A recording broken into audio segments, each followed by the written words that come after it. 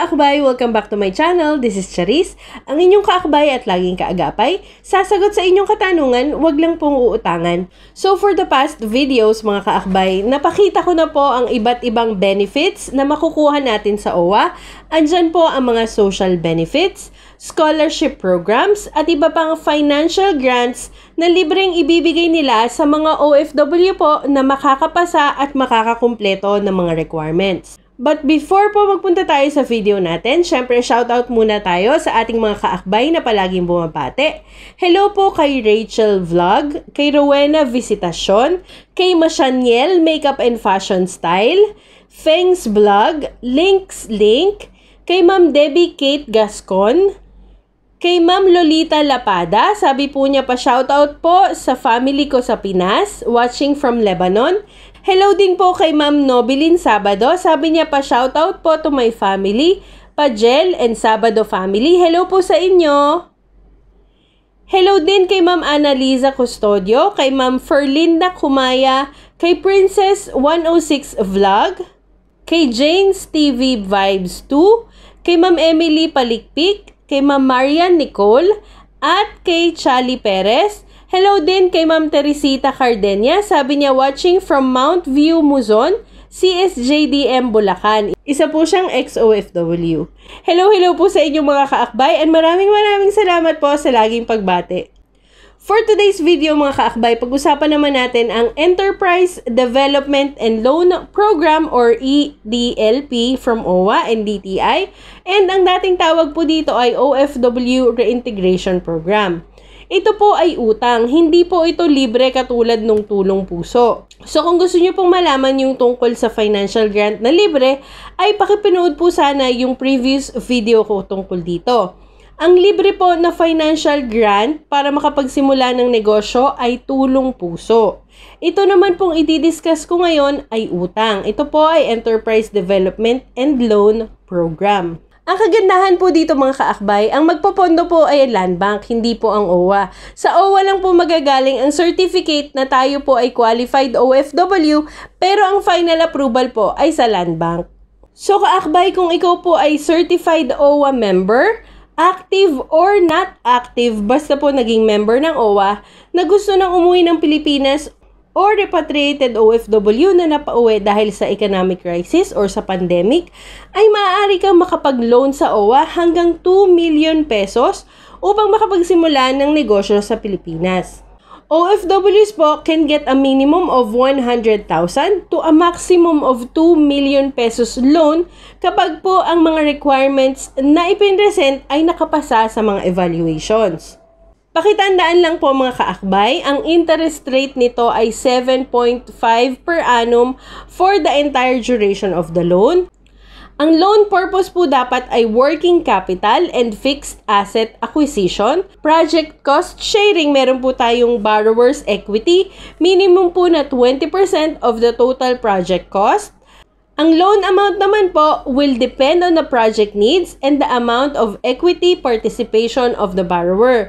For individual loan borrowers mga kaakbay, yung single proprietorship, ito po ay 100,000 pesos to 2 million pesos ang pwede nating mautang.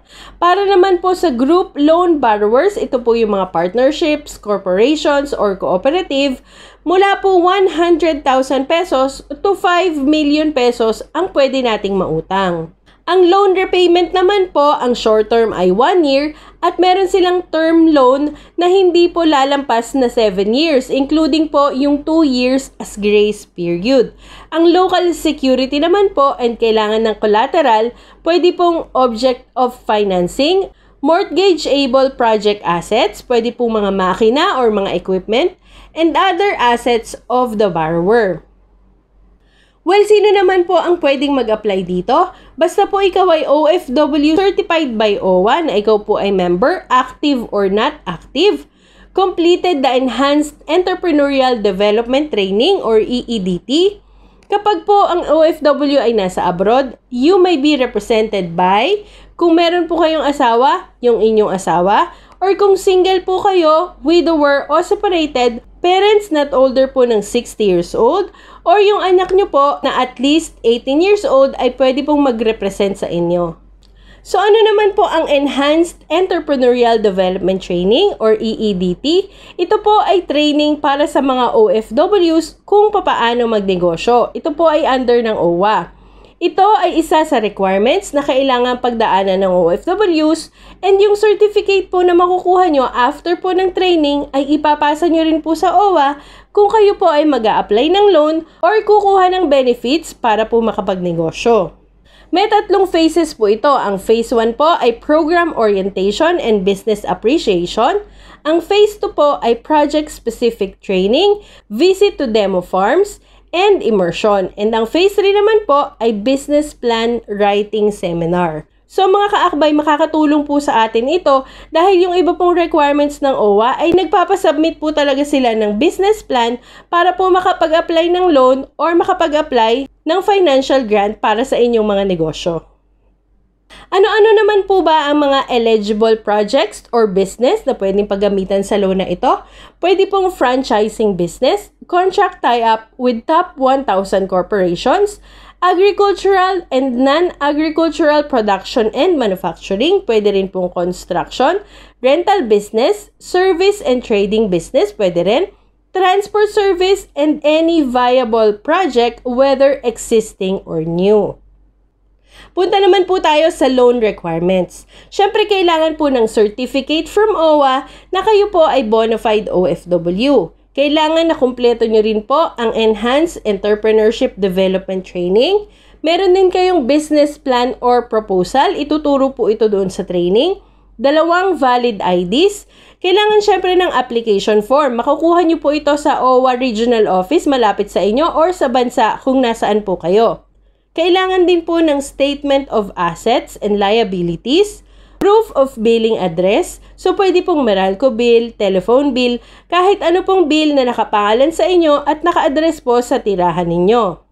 Kailangan din ng barangay certificate at sketch of place ng inyo pong residency. Kung ang OFW naman po ay meron ng existing business, syempre kailangan ng Certificate of Registration ng DTI, contract agreement or purchase order or kung meron pong service contract, biodata po ng aplikante, mayor's permit, syempre kailangan po, 3 years income tax return, if applicable only, 3 years financial statement, if applicable din po, and latest interim financial statement, if applicable din po. So mga kaakbay, paano naman po mag-apply? Ang step 1 po ay verification of OWA registration.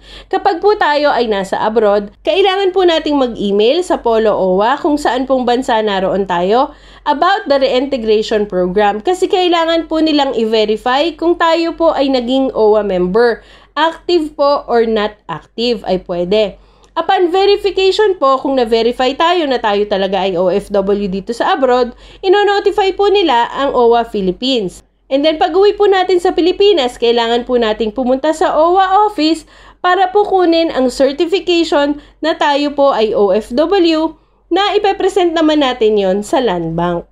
Para naman po sa mga OFWs na nasa Pilipinas na, pwede po kayong bumisita sa OWA Regional Office at i-verify po ang eligibility nyo para sa programa na talagang galing kayo sa ibang bansa bilang OFW. If naging eligible po kayo, bibigyan nila kayo ng certificate ng membership and then iyon po ang ipapasa nyo sa Land Bank for assessment. Step 2 naman po ay Enterprise Development Training. Siyempre po kapag nakakuha tayo ng certificate sa OWA na tayo po ay naging OWA member at naging OFW, they will advise us to personally take the Enterprise Development Training conducted by OWA, DTI, and Land Bank.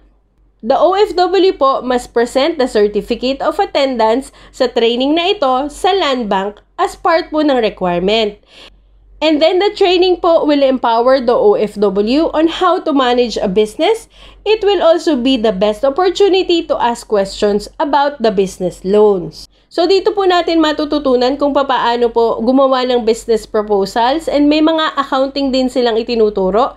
So kung meron po kayong mga questions tungkol sa negosyo, pwede nyo pong itanong during the training. So step 3 naman po ay preparation of business plan and other requirements. And then step 4, submission of processing requirements, review, and inspection. So, kapag po nasubmit nyo na po ang business plan nyo at saka mga requirements, i-review po iyon ng Land Bank. I-inspect po nila ang business if already existing, and completion of evaluation, packaging, and approval will be in about 45 working days po upon receipt of complete loan requirements. And syempre mga kaakbay, ang step 5 ay ang loan approval. Kapag po naaprubahan tayo, Land Bank will release the fund to the OFW. So there you have it mga kaakbay. I hope meron na naman akong impormasyon na naibigay sa inyo. And sana po alam natin lahat ng benepisyo na pwede nating makuha sa OWA. And kung sa tingin po natin na tayo ay qualified, try. Mag-apply lang po tayo na mag-apply kasi wala naman pong mawawala. Ito po ay bigay sa ating mga OFW ng gobyerno. Pero paalala lang din po mga kaakbay, pakisiguraduhin po natin na talaga po tayo ay desidido at makukumpleto natin lahat ng requirements bago po tayo makapag-apply. Kasi nasa sa atin din naman po ang ikakapasa natin. Kung talagang gusto nating ma-avail kahit yung 1 million pesos, kung gagawa po tayo ng paraan, kung susundin lahat natin ang mga steps kung paano mag-apply at kukumpletuhin po lahat ng requirements, wala naman pong imposible. Kasi ito po ay bigay sa atin ng government at karapatan natin bilang mga OFWs. So thank you so much mga kaakbay for watching. Please subscribe if you haven't already. And i-hit nyo na rin po ang notification bell para po ma-update kayo once I post a video like this. And pakishare na rin para mas maraming OFWs ang makaalam tungkol dito. Again, maraming salamat po. God bless, keep safe, and I'll see you on my next video. Bye!